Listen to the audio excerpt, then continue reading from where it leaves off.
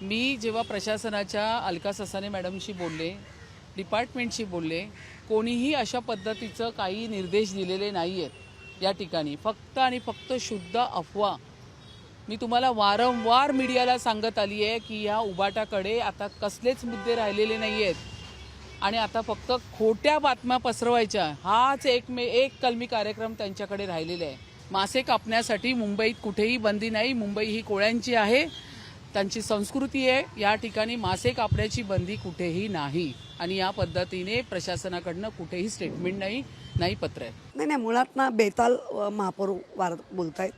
तुमच्याकडे ठोस पुरावे असतील तर निश्चित तुम्हाला तो अधिकार आहे. अधिकारामानाने तुम्ही ते कारवाई करा. पण बिनबुडाचे आरोप तुमचा अख्खा पक्ष करतोच आहे, पण तुम्ही मुंबईच्या प्रथम आहात. असे बिनबुडाचे आरोप करण्याचं थांबवा, नाही तर तुमच्यासाठी आमच्याकडे अनेक आहेत.